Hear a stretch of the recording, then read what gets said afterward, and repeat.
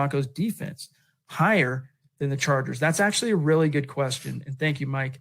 That's a really good question, Zach, because the Chargers already were pretty stacked defensively, and then they went out and signed. I mean, basically, they have every veteran corner in the NFL now plays for the Los Angeles Chargers.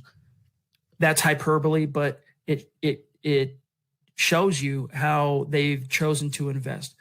They're basically following the Seattle Seahawks model, knowing that Phillip Rivers is gone, whether it ends up being Tyrod, let's face it, he's a placeholder, he's a stopgap, or if it ends up being Justin Herbert at some point this year, which it almost assuredly will be.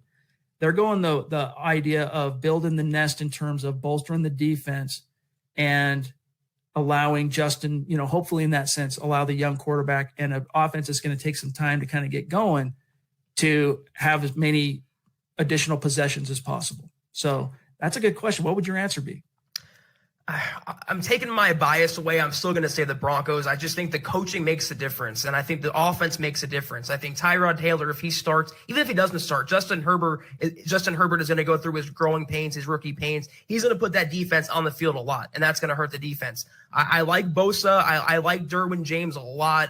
I'm not a big fan of Chris Harris Jr. I think that's not a monumental upgrade for them. They have a solid defense, but I'm rocking with the Broncos. Better offense, better coaching, better defense on all three levels, linebacker, defensive line, and secondary as well. So I like the coaching. I like Anthony Lynn on the Chargers. I just don't like it more than the Broncos.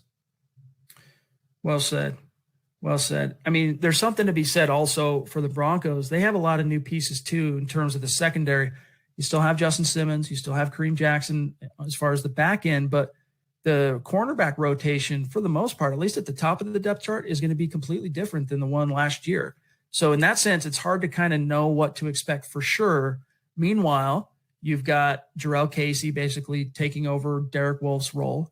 You got Shelby coming back. Everyone knows Shelby. Everyone knows Mike Purcell. And Chubb coming back. Yes. Plus, you're waiting to see, was Alexander Johnson a flash in the pan? Is there?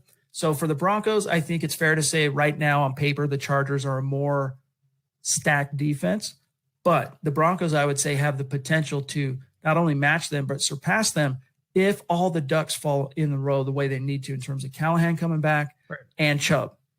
I was going to say Callahan, if he plays up to par, he can be better on a per snap basis than Chris Harris Jr. was last year. I think you're right in the sense that the Chargers have more proven talent right now on paper, but I think the Broncos, when this season gets up and starts playing out, I think they're going to have a top 5, definitely top 10 defense, and the Chargers will be, I think, just outside of them.